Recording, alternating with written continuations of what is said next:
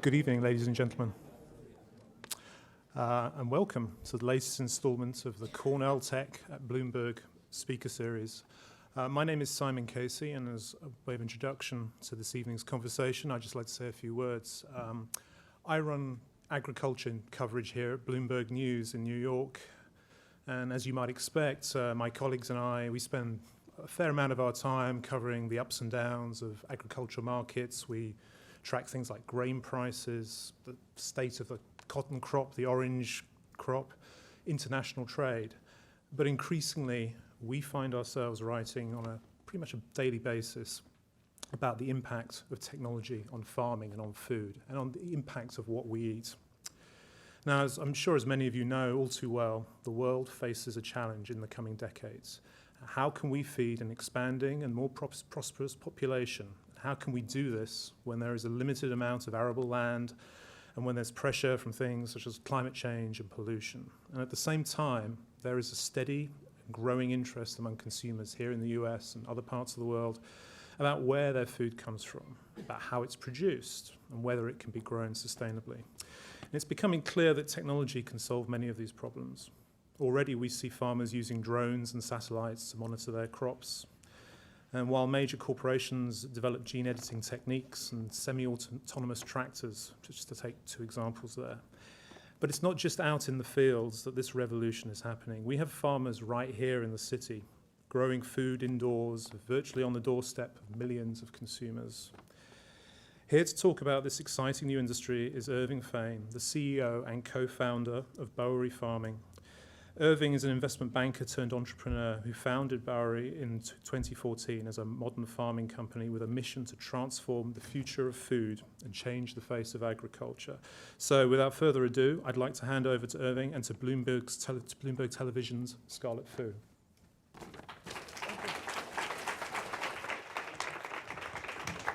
Thank you so much.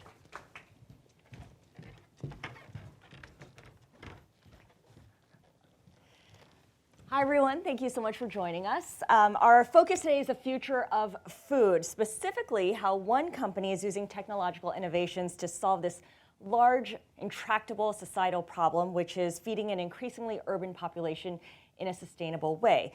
So we have with us Irving Fain. He is kind of a modern farmer. I asked you this right before we got on stage. You said, yeah, I grow food. I'm a farmer. He's CEO and co-founder of Bowery Farming, which is an indoor farming startup that is based in New York City. So let's get the measure of this modern farmer. I want to start a little bit with your path and your background, because you and I were talking about how you come from a family of entrepreneurs. Your father was an entrepreneur, your grandfather was an entrepreneur, and you held true to that because growing up, you were also always looking for some kind of a business idea, a leaf-raking business, a snow shoveling business. I think there is nature and nurture, and everybody talks about the balance of both of those things. And certainly being surrounded by certain examples as you grow up has an impact on what you end up deciding to do or what feels comfortable or uncomfortable. And I grew up, my dad was an entrepreneur and always had been, and his father was an entrepreneur as well. And so I think there was an acceptance that kind of carving your own path and creating your own way was very much okay, and in fact, arguably encouraged. I, from a very young age, before I even kind of understood what I was doing, was attracted to building things and hustling and creating little businesses. I mean, I told you the other day, I was at 8 years old, I would go down to the corner store, this little store called Harrison's, and I would buy these little plastic animals for a dime, and I'd bring this bag full of them back home, and I'd take a Tupperware out, and I'd put all this cardboard in, and I'd merchandise them, and I'd stick the animals in. I'd go to school the next day, and I'd sell them on the playground for $0.25 to people. What was the markup? That's a pretty big markup, right? I mean, I was doing all right, actually. If only I could still be 8 years old. It was just sort of innate in me, and I would walk around in the fall and flyer everybody in my neighborhood to see if they wanted me to rake their leaves for them or shovel their snow, and then I would drag my brother up at 5 o'clock in the morning if it snowed and make him help shovel with me. Like, it was just building things was always a part of what I loved and who I was. And So you took that love of building things and carving your own way. You went to Brown University where there's no requirements in terms of your curriculum, open curriculum, and you ended up as an English major. Talk to us about how that liberal arts training has helped you in your thinking of what an entrepreneur is and what an entrepreneur is capable of. it's funny, when I went to Brown, first of all, there was not an enormous amount of entrepreneurial focus at the time. I think since I was there, the university's come a long way in terms of its fostering entrepreneurship and fostering business, and that's been really great to see. A lot of great companies and entrepreneurs have actually come out of Brown in the last decade or so. In some ways, no requirements is fundamentally entrepreneurial, right? Like, you have to kind of figure out what you want to do and where you want to go. It's not a core set of requirements. And so I actually, being 18 years old and thinking I knew everything in the world, was convinced I was going to be an economics major, because if you're going to be in business, what else do? You Makes major in sense. economics, right? And I took my first econ course.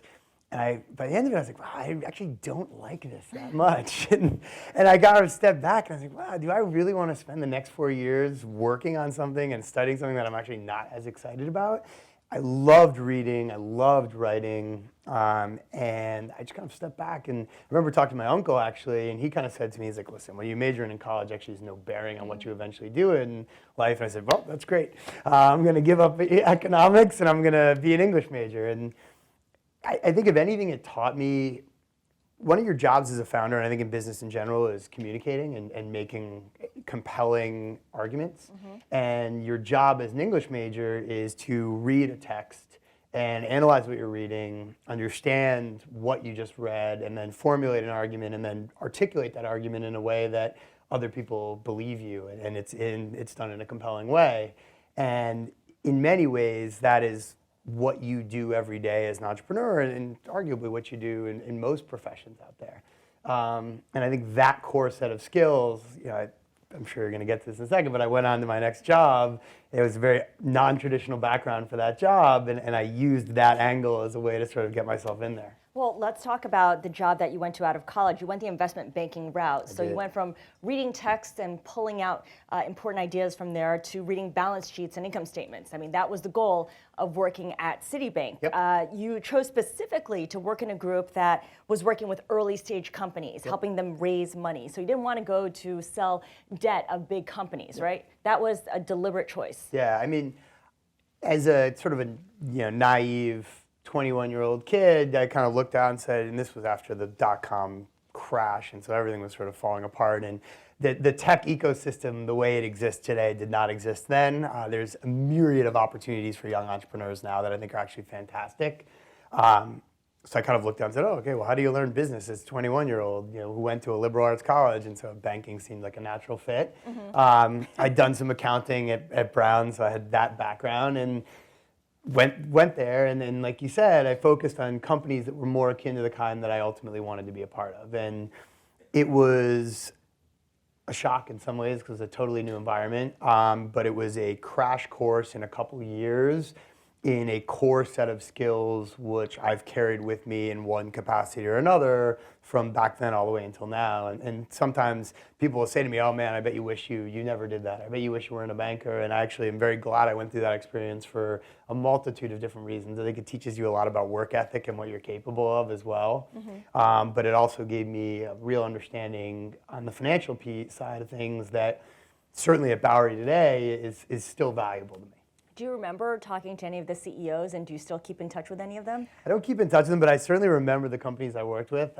Funny enough, I had lunch today with one of the guys who I worked with at Citigroup, who I'm still very close with now. He was my associate back when I was an analyst. And it was a really great view for me into what it actually takes to go raise money for businesses, because we were raising Series C and D rounds of capital for companies and going out and working with CEOs and CFOs and formulating pitch decks and talking to these firms. And I sort of sat and watched that process firsthand. And you learn a certain amount just from osmosis and being somewhere. And so sitting around those tables for a few years and watching and understanding that process, I'm not sure I can trace back exactly where I learned what, but I think that there was certainly a real advantage to having that experience early on in my career.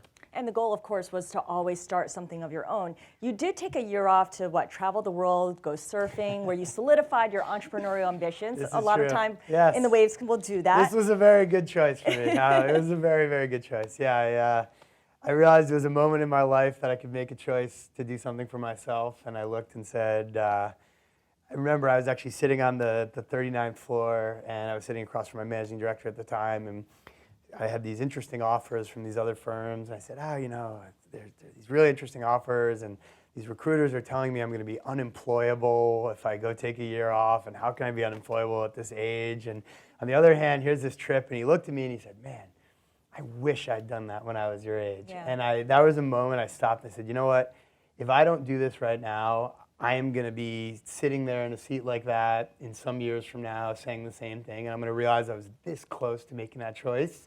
And that was the moment I said, all right, I'm going, and decided to go. So when you saw the rest of the world, were there any thoughts of indoor farming or modern farming that popped into your head? There were not thoughts of modern farming. This was pre-modern farming thinking. But it was an interesting recognition for me that the way you spend your time is the most important choice that you make in your life. Mm-hmm. And where and how you spend that time is, for the most part, entirely up to you.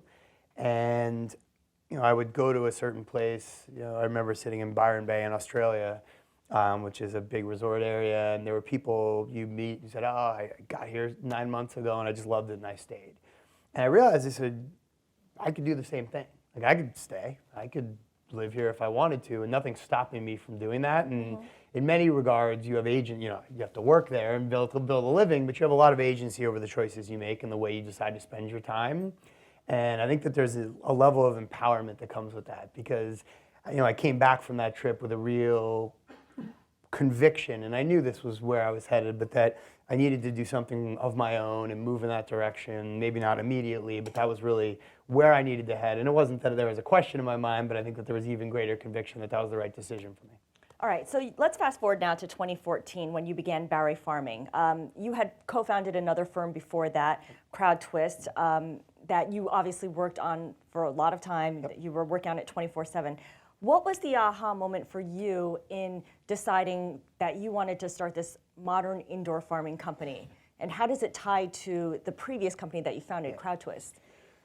So in my first company, what really powered me was an intense desire to be a founder, and to build a company and build a culture and build a group of people who are all working towards a common mission is an incredibly invigorating thing. It's very challenging, but it gives me a lot of energy, and that was what powered me in the early days of CrowdTwist. And I think as time went on and I looked out and saw sort of what the business was growing into and what the next decade of my life was going to be focused on, I didn't have the kind of intensity of passion that I wanted to have for where I was spending my time every day.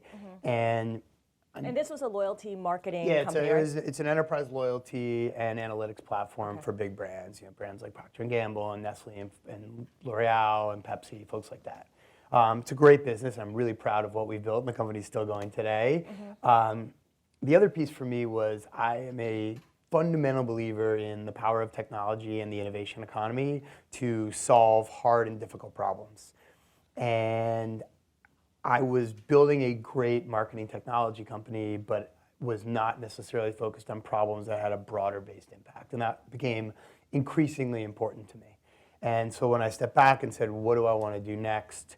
It was really critical not only to work on something that I was personally passionate about, but to work on a problem that I felt had a broader impact than on a sort of a narrow set of folks. So how did you stumble on agriculture as that problem to solve?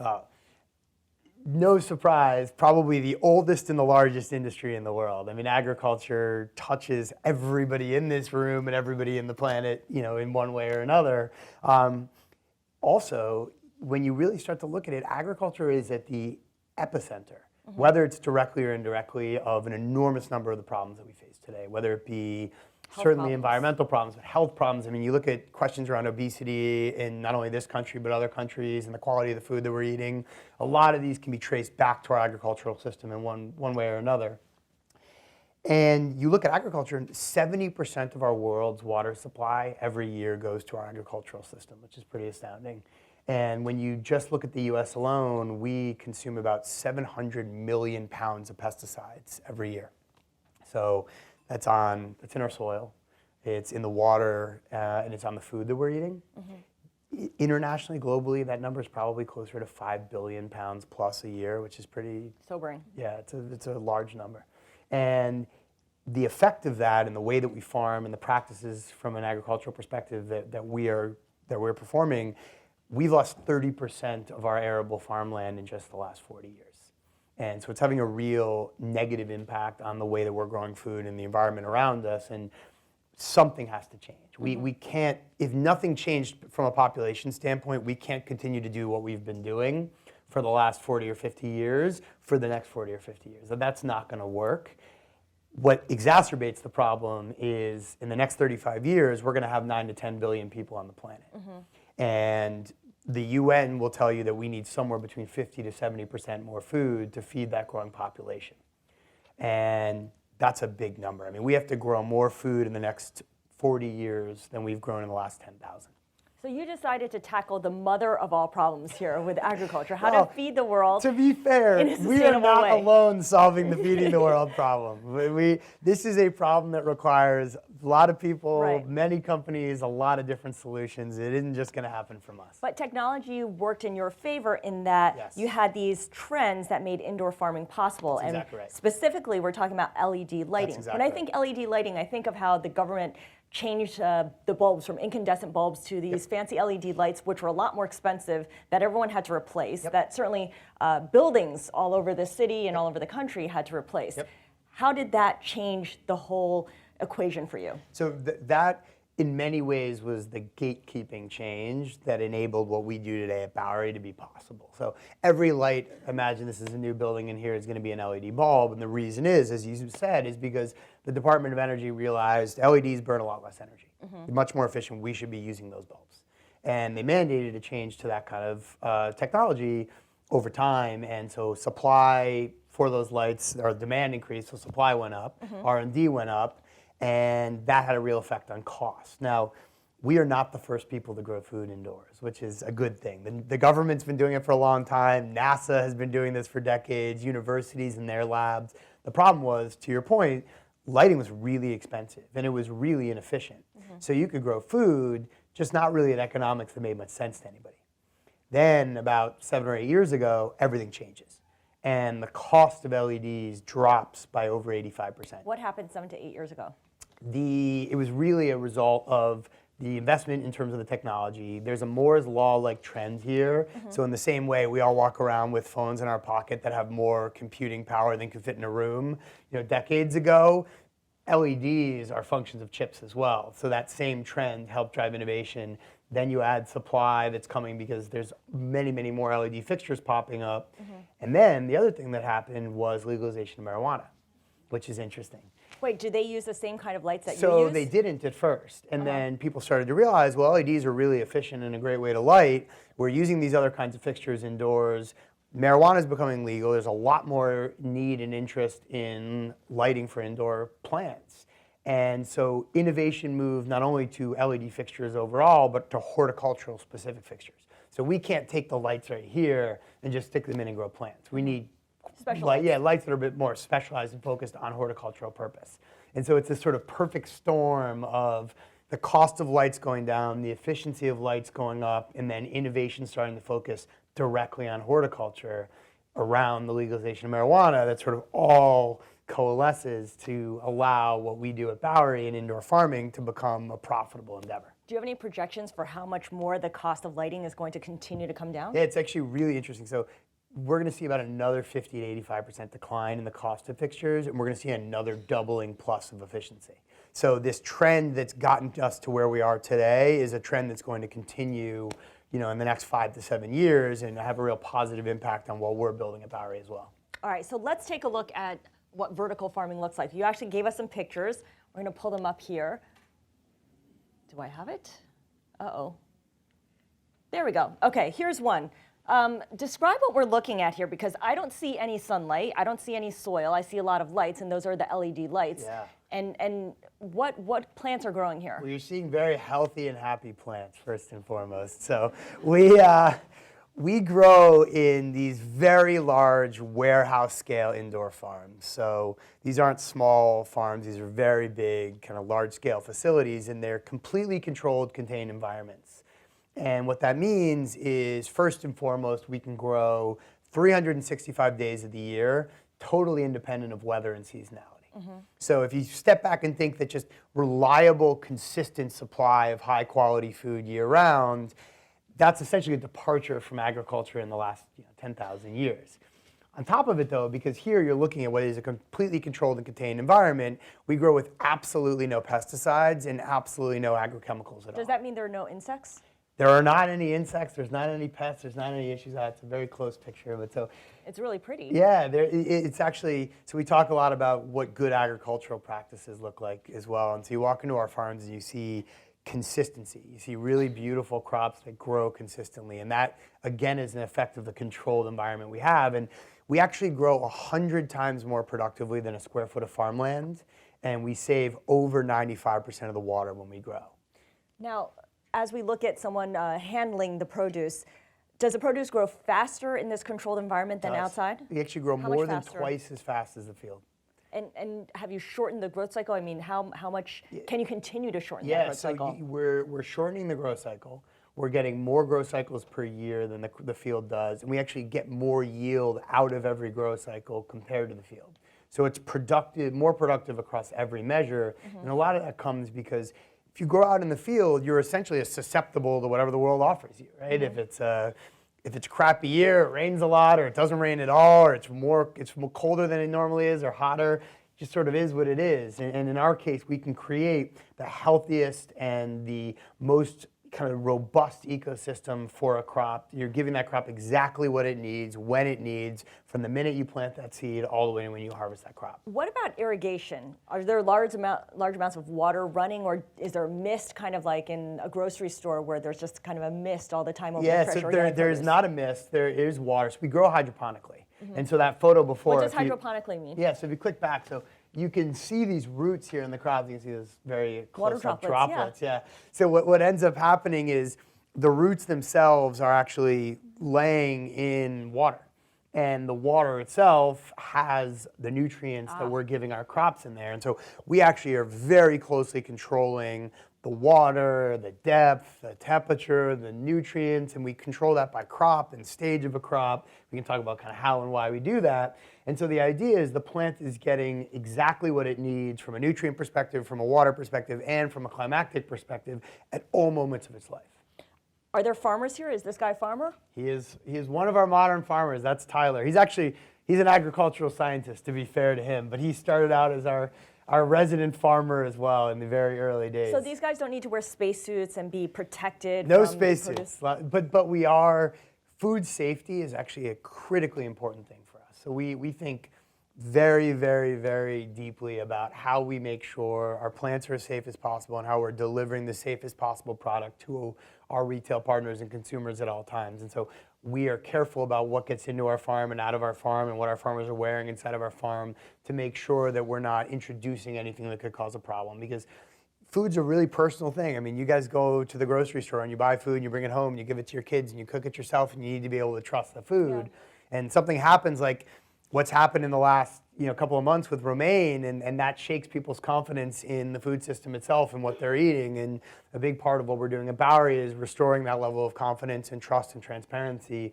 in the food that we're growing as well. I mean, we can hand you a package of our product and show you absolutely everything that's happened from the moment we planted that seed all the way until it's ready to be harvested. Is this organic? Can it be classified as organic? So indoor farming can be organic. Really, it's not something we focused on at Bowery, not because it's an unattainable goal, but rather because we really, for us, are focused on democratizing access to high quality fresh food. And without a question, organic was a very positive step forward for farming. It is a much more sustainable practice compared to large-scale industrial farming. What's great about what we're doing at Bowery is it's actually the next step forward from organic. because a lot of people don't realize, but even organic farming uses pesticides. They're organic certified pesticides, but they still are pesticides. And there's issues and challenges that can come growing outside, even in an organic farm. And a lot of those issues we're actually able to alleviate, so it's an even safer, even higher quality product. So how does this produce get from here in your indoor farm to customers' shopping carts? Via our big green truck. Right, okay. But the genius here is how you shorten the delivery time, right? That's exactly right. So I think what's interesting about what we're building at Bowery is people often say to me, oh, well, this is an amazing innovation around farming. And there's no question this is a very new way of farming, but it's actually more broadly an innovation on the fresh food supply chain. And it's really rethinking not only how you grow fresh food, but how fresh food is delivered to a point of sale or a point of consumption in a much more efficient and effective way. And so if you're getting food from traditional methods, your food is anywhere from a few weeks old to a few months old. What's a few months old? What kind of food is a few months old? People are pretty shocked by this stat, so I usually ask people how old they think your average apple is in the grocery store. How old does someone think an apple is? 4 months, a month, 4 months? Wow. 10 to 12 months, sorry, 10 to 14 months. Yeah. And that is the supply chain. And and I'm not knocking it in the sense that this allows us to have apples all year round, and we all like apples, and so it's nice to eat apples at any time of the year. But there is a better way to do this, and what we're able to do with indoor farming is rethink that supply chain. And so we're locating our farms right close to where the consumption is happening, and by relocating that point of production close to the consumption, it's about a day from when we harvest to when our product reaches the shelves. So it's a lot fresher, it's a lot more nutritious, it lasts a lot longer on a store shelf or in your refrigerator. So instead of taking things home and 2 days later throwing them out because half of it's gone bad, 2.5 weeks later, a Bowery package still is going to look good and taste good, and that's really important as well. Yeah, that would make me suspicious automatically, because it doesn't seem right that would sit in your refrigerator for a couple of And that's because weeks, you're if used not to days. getting food that by the time it Yeah. reaches you is already a few weeks old. So you mentioned that you grow, 100 different kinds of crops. Can you grow things that normally you wouldn't grow in the United States that, for instance, is only available in Asia, in the US, in your indoor farm? Absolutely. So we can, and this is something people will get surprised by sometimes, you can actually grow anything indoors. Now, everything is not going to make economic sense, but you can grow anything hydroponically. I mean, for those that have been at Epcot Center, they have this really cool hydroponic exhibit when they have hydroponic pineapples and other things that are growing there. We focus right now commercially on leafy greens and herbs. We've grown over 100 some odd different varieties far outside of those categories as well.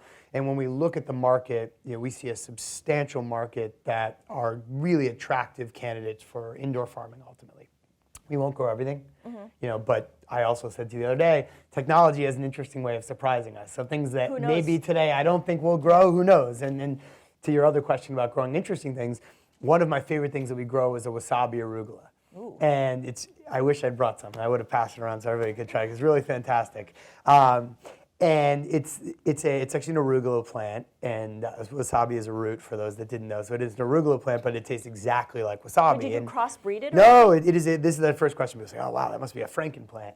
And it's actually a naturally occurring, naturally growing plant. It's just incredibly difficult to germinate and incredibly difficult to grow.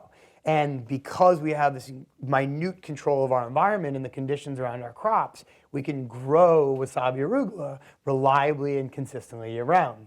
And so one of our investors, Tom Colicchio, who some of you guys may know is a chef in New York, has a dish at his restaurant where he has a tuna crudo and a wasabi arugula in lieu of a normal wasabi, which is fantastic. And he always says to me, he's like, I never could get this. He's tried this before. He's like, I can't find this anywhere, let alone year-round consistently. So you can grow these heirloom varieties and this interesting crop varieties. And so things that may really thrive in Asia or thrive in South America, you can also then bring those types of crops without the whole long shipping supply chain to places that otherwise just didn't have access to that kind of food. Now, you talk about how you can adjust things minutely, and that goes back to the fact that you're also a technology company. You have an operating system called Bowery OS, which is kind of the brains of your farm. You use software, you use machine learning, you use algorithms, and these are all things that you built in-house. Yeah.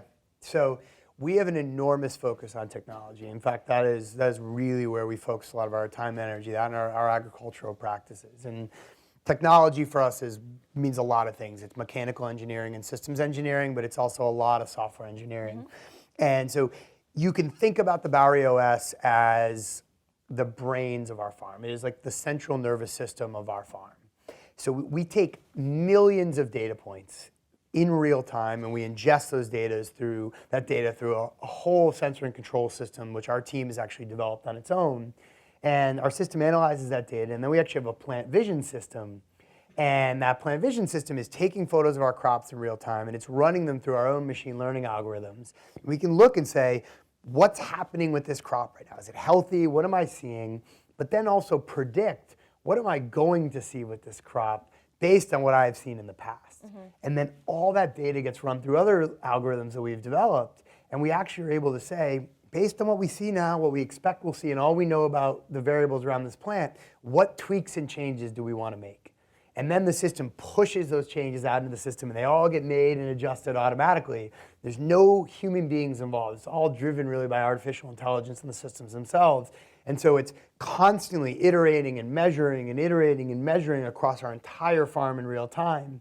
And that's driving quality improvements. That's even doing things like tweaking taste and flavor, and it's improving our yields as well across our crops. So robots are doing that, machine learning's doing that, the farmers aren't doing that. The farmers aren't doing a lot of that decision making. And one of the things that's really valuable about that is, as you think about solving a big problem like we're solving here at Bowery, you need to think about, how do you scale? So how can I do this in a way that it works in cities around the country and around the world? And farming is a really hard thing to scale. In fact, the statistic people will tell you is that if you're a farmer and you have knowledge of a certain area, your farming knowledge is good for about 10 square miles. It's so local. Yeah, it's so localized. And so once you move out of a 10 square mile radius, you sort of got to figure things out again. So forget, taking somebody across the country. Yeah. You move somebody, 150 miles and things change. And so that becomes very difficult to scale up if you have to teach and reteach things all the time. Now, obviously, our environment is consistent, so we eliminate that problem.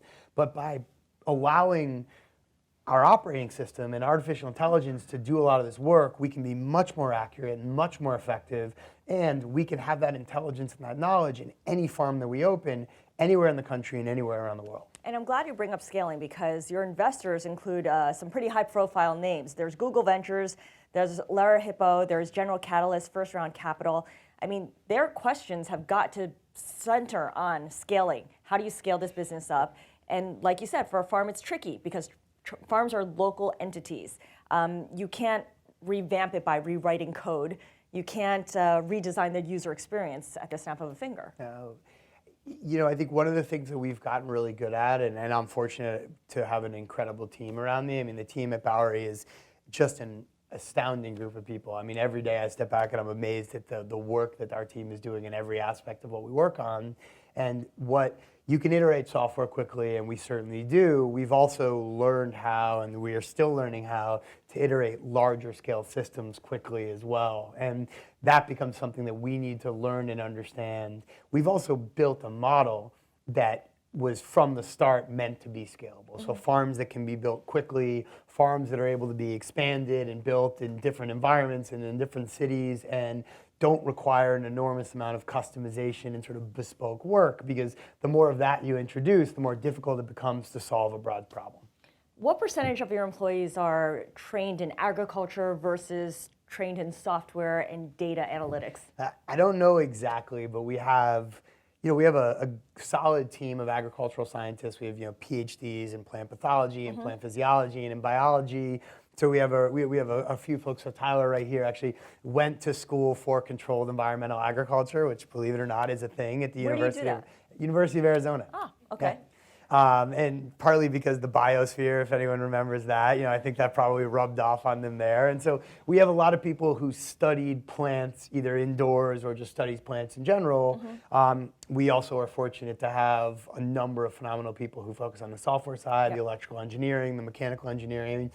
As an entrepreneur, for me, one of the most fun things about what we're doing at Bowery is that we're just pulling together people from so many different disciplines in one place. I mean, the conversations that are happening on a daily basis in our office are really fascinating because you can have a plant scientist talking to a computer vision engineer, and those kinds of discussions are it's really interesting to see what comes from that. Well, in addition to Google Ventures or Hippo, you also have chefs as some of your investors as well. Jose Andres, Tom Colicchio, who you mentioned, David Barber of Blue Hill.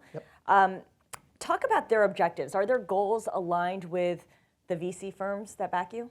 Yeah, I mean, listen, most people don't invest money for pure altruistic reasons, Really? right? No. Otherwise, that's called philanthropy. And last I checked, this was probably not a philanthropic investment on their part. And you are a for-profit company. We're a for-profit company, absolutely. And I think, what I will say is one of my beliefs early on was a very effective way to make and affect positive change in the world is to find and build a company that by succeeding and becoming profitable can in and of itself produce a positive change. And so what we're doing, and by virtue of our success, we're helping to democratize access to high quality food that's grown in a better way.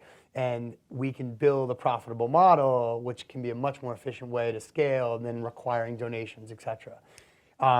On the chef side, their interests obviously are to see this business become a large company, but it's also they really appreciate the quality food. And I think none of, whether it's Jose or Chef Colicchio or David Barber, the founders of Sweetgreen, none of these guys would have gotten behind Bowery and put money into the company if they themselves didn't believe that the food was fantastic. When I first met Tom, he said, listen, I love what you're doing. I love the mission behind this. I'm a big believer in food policy, but the food has to be great. I'm a chef.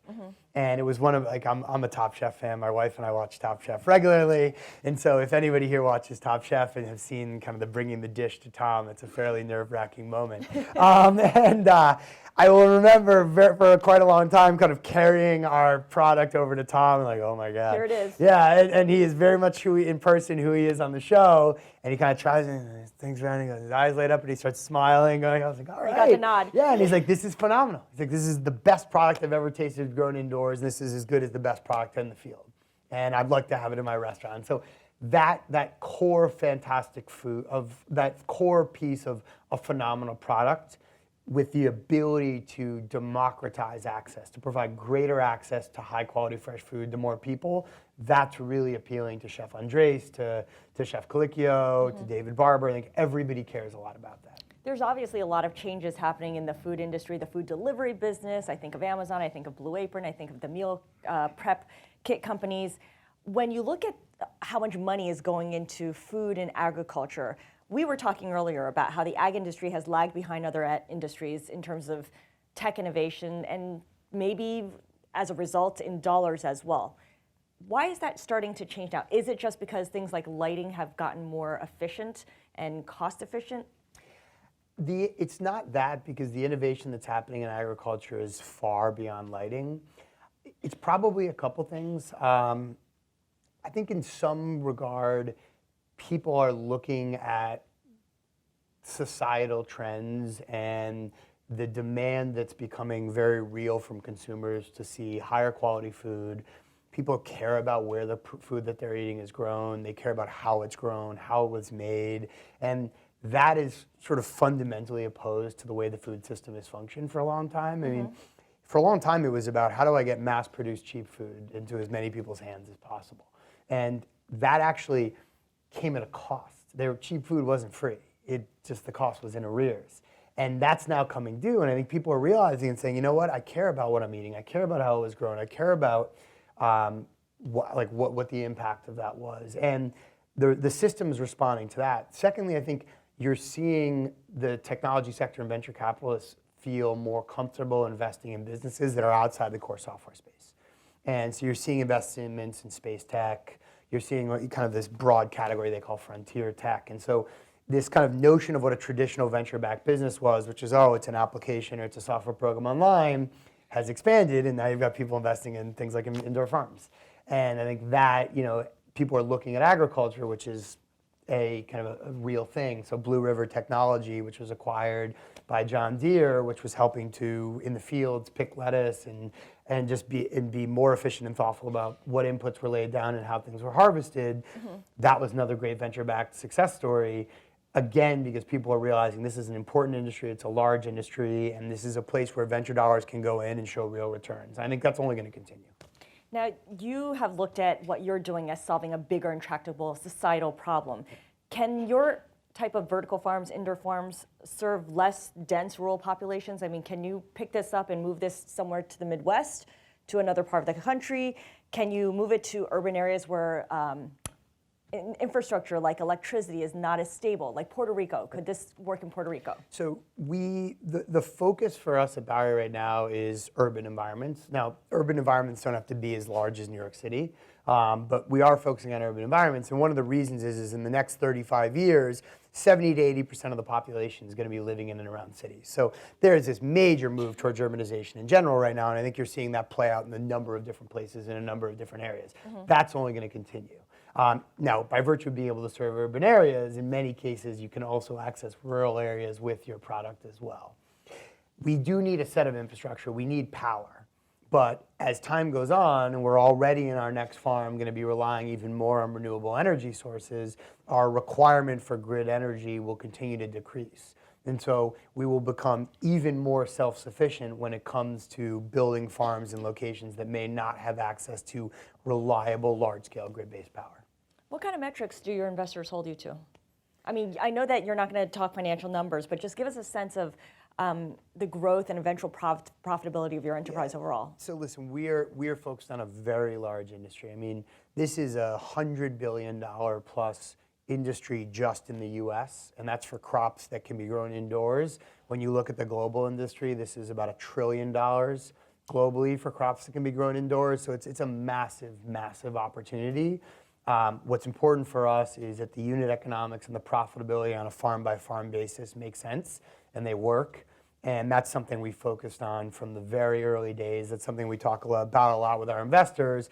And we talk a lot about how are the investments that we're making in technology and infrastructure and our mechanical engineering and our systems engineering, how are those helping to drive greater profitability, greater scalability, greater efficiency? And so that's really where we focus a lot of our discussions. Now talk a little bit about your competitors, because there's companies like Plenty, Aero Farms, some of which have a lot of cash as well. One of them from SoftBank. Is this a good or bad thing for you that there are so many well-funded competitors in the space?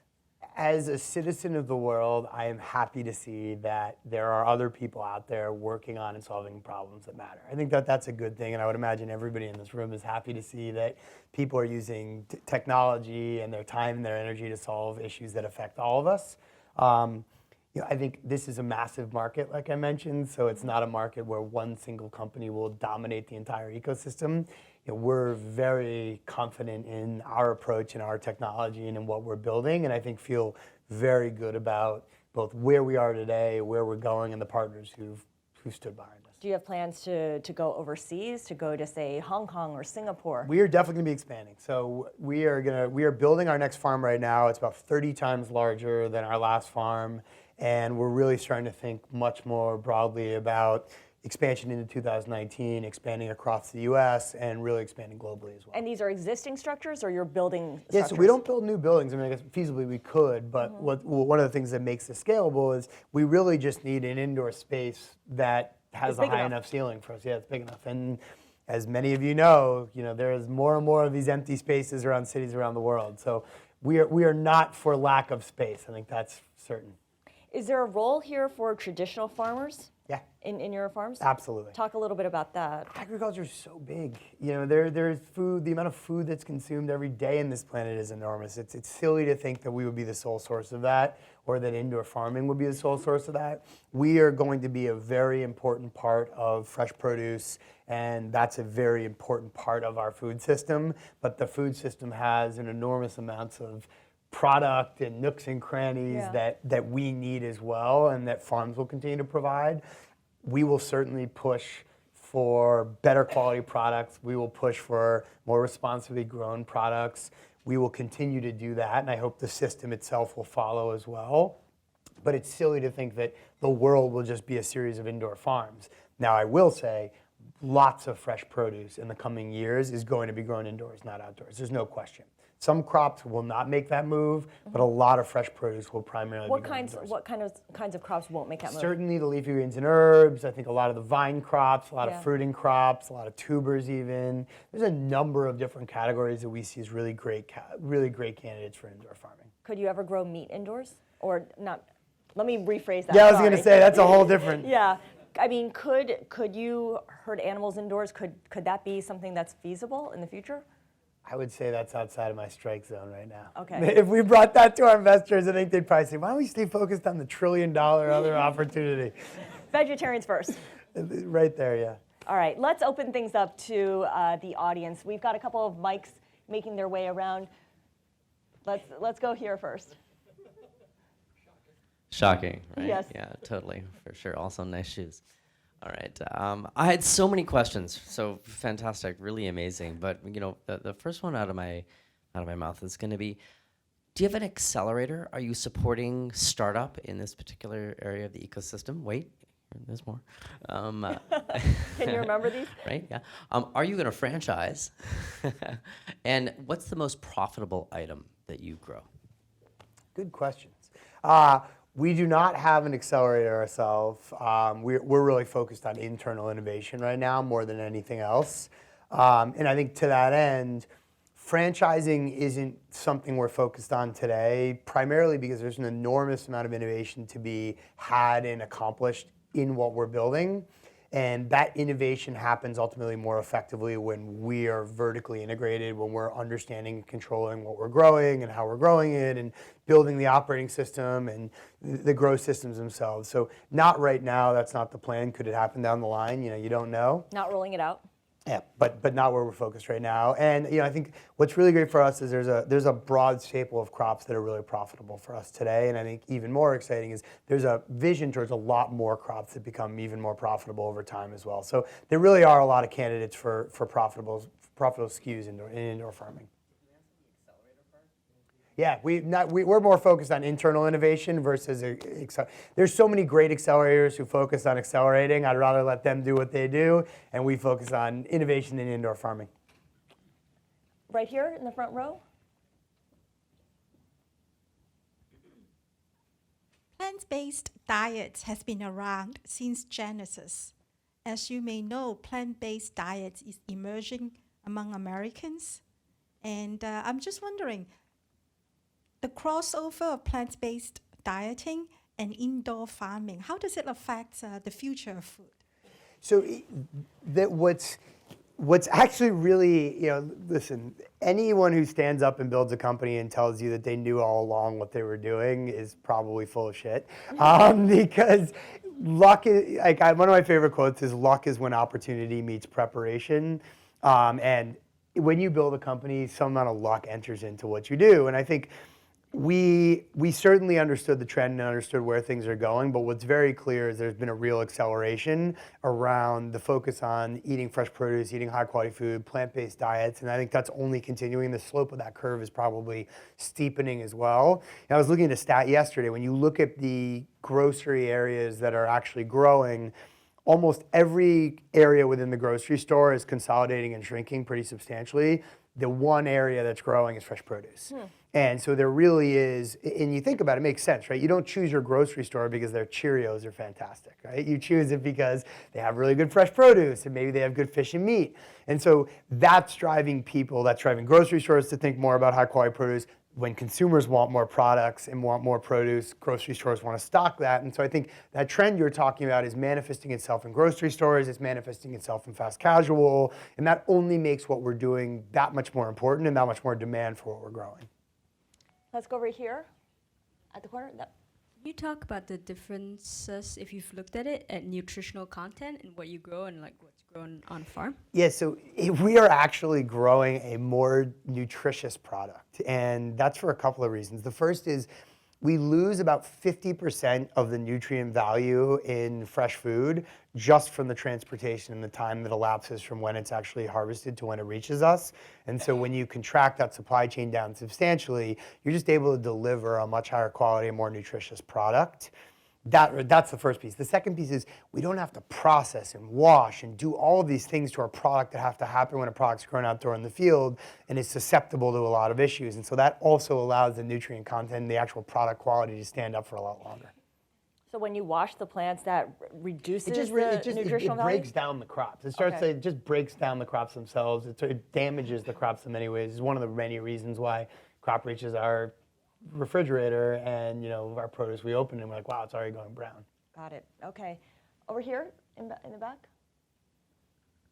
Hi, thank you for sharing your model, Irving. My question is about your personal ethos around supporting people who may be food insecure. Your brand name is synonymous with the part of New York City where people have been financially insecure for going back decades. Yep.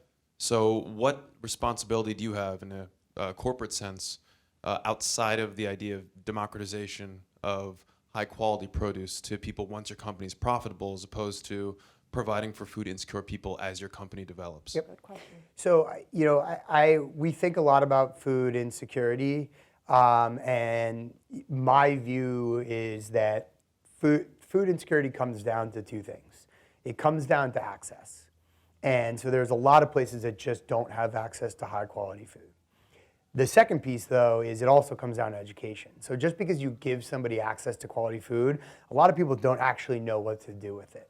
And so I think we think about this as how can we make sure that we continue to provide that access, and then what can we do as a company, as Bowery, to help provide education for consumers to understand, here's fresh bok choy. How do I cook this in a way that this is actually better than going to a store and buying something that's substantially less nutritious for me? And so this is an area we think a lot about and that we are going to continue to invest in as we grow, because it's not only, I think, our responsibility to provide the access side, but we also have to provide the education. Back there?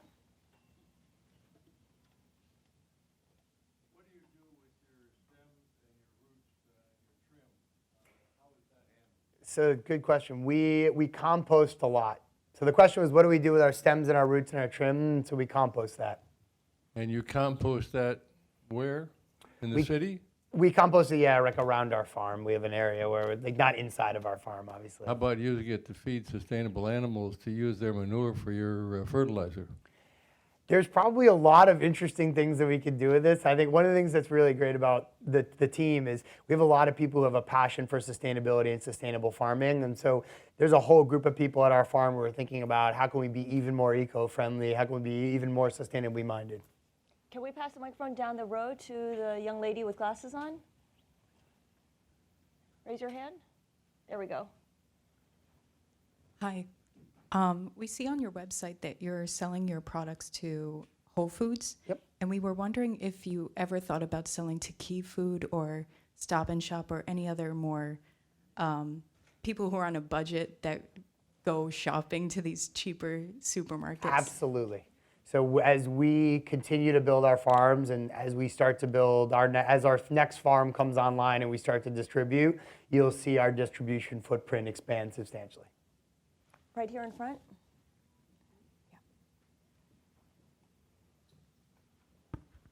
Thank you. I just had a question about branding. Yep. Do you guys brand your products in, I don't see the Bowery brand when I'm buying lettuce. You do. If you're buying our product, you do. So there aren't that many produce brands that correct. stand out. So there's Driscoll's, there's Earthbound. Correct. And so how are you guys approaching that? We are building a brand. And in fact, one of the things we talk about a lot is our brand. It's a core tenet of who we are and what we're doing.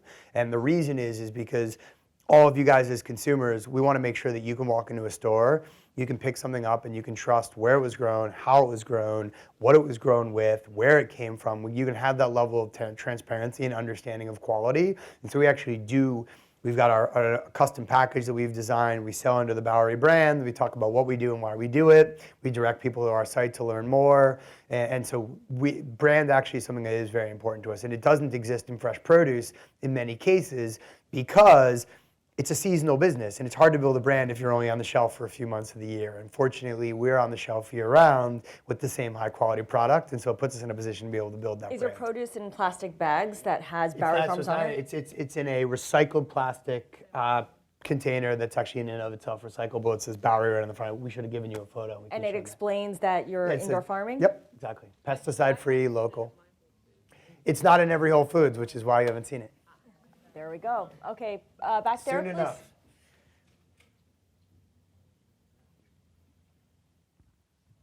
Hi.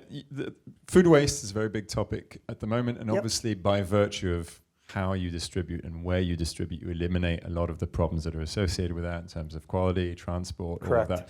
What are the key food waste challenges that you do face internally that are specific to either you or just indoor farming in general? So not dodging the question, we are not, food waste is a $160 billion problem just in the US alone. So this is a big issue. We are not going to solve this one either on our own. But we are fortunately not susceptible to food waste nearly in the way that existing farms are and the existing supply chain are. So we waste very little to none of our product in our farms, again, because it's such a controlled environment that we don't throw away the kind of amount of product that gets thrown away on the field. And then we don't have that kind of transportation supply chain, truck to truck to truck to thousands of miles where you're losing product, it's going bad, it's spoiling, all kinds of things are happening. And so we eliminate the food waste that happens from there. Then it gets to the shelf, and it's lasting exponentially longer than the existing product lasts on the shelf as well. So retailers aren't throwing nearly away the kind of product that they're throwing from the existing folks. So in every part of the supply chain, our waste footprint compared to traditional farming is fractional. Irving, how much do you think about changes in grain prices or headlines on international trade, whether there's tariffs on ag imports or exports? I mean, how does that factor into what you decide to do? So it's another reason produce is a good place for indoor farming is you're just not susceptible to a lot of the commodity market impacts that you see. I mean, first of all, there's a lot of subsidies built into the way the U.S. agricultural market works, and for that matter, the way the international agricultural market works. When you're talking about the grains and staples, that doesn't touch fresh produce, and so that kind of produce swings, pricing swings, hedging, the kind of the financial engineering that you see around those types of pricing doesn't happen in produce nearly in the same way. Interestingly, what ends up happening in a lot of cases is you see prices shoot up because of shortages driven by weather. Yeah. So about last year, there was an issue in a lot of the fresh produce in the UK actually comes from greenhouses in Spain. And the weather was really bad. There's a lot of issues with greenhouses in Spain. Shortages immediately emerged in the UK, and they were rationing greens in grocery stores all across the UK for a period of time. And obviously that drove prices up. So that's the kind of thing you see, and that's the kind of thing we're actually able to alleviate because we're not susceptible to those So kind you of can problems. capitalize on that. Or just provide the same quality product at the same pricing so people can come in instead of saying, hey, this is our opportunity, let's take more. Just say, hey, you can come into your store and you can still find Bowery. All right. Over here, second row. Oh, microphone coming. Hi, it's very impressive to hear from you. I wanted to know on a per kilo basis, how much water do you consume as opposed to regular farming? And also about land, how much land usage there is in terms of productivity? And would you say your industry is an employment generator or it would reduce employment? All good questions. So we save over 95% of the water compared to a traditional agricultural method. So it's actually closer to 98%. So we are using a fraction of the amount of water that gets used in traditional farms. And it's intuitive if you think about it. In a farm, the equivalent is you standing across the room and me saying, hey, I'm going to feed you your lunch and start throwing it at you from over here, and whatever lands in your mouth is what you eat. Everything else just sort of sits around, right? That's how they're watering fields and feeding fields right now, and we're giving plants precisely what they need when they need it. From a land perspective, we're over 100 times plus more productive than a square foot of farmland. So we're using substantially less land to grow substantially more fresh food. And then from an employment perspective, we are bringing new agricultural jobs and new manufacturing, in essence, jobs to urban environments where, in this country and in many countries, you're seeing those jobs leave these regions. And so it's been really invigorating for me to see all of these people come in and find job opportunities where in most of these industries the jobs are leaving. And that is another reason why the Bowery operating system is such a powerful tool for us, is it is also democratizing the labor itself. You don't need to come in with a deep history and knowledge set around agriculture. As long as you're somewhat technology savvy, and you don't have to be excessively technology savvy, if you know how to use a phone, you can work in one of our farms, and that's really important for us as well. In fact, you have a lot of female farmers, you were We do. explaining to me. I would say over half of our farmers are women. There's a really great article on a couple of our farmers. There's a really great article in Brit & Company, if anyone knows that publication, about two of our farmers, Tara and Katie. And Katie has a quote where a woman, young girl, came up to her and said, you don't look like a farmer. And she said, what's a farmer supposed to look like? And she said, it's a boy. And she said, not anymore, I'm a modern farmer.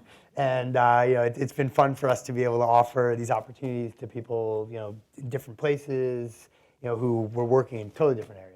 All right, final question here. Let's go to this gentleman over here. Thanks once again for being on the panel.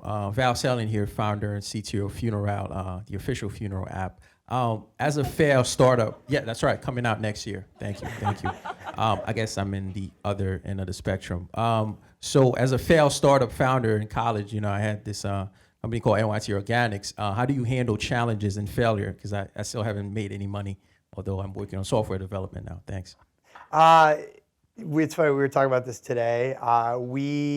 What we'll talk about as a team, what I say to the team on a regular basis is, if we're not failing, if we're not getting some things wrong, we're not missing on things that we're trying to do, we're not experimenting enough, and we're probably not pushing the boundaries enough and we're not trying enough new things. And so it isn't to say that you want to be failing overarchingly, like that's not what your goal is, but you need to have a healthy tension and a healthy desire to continually try things that are new, try things that haven't been tried before, try things that sound kind of crazy.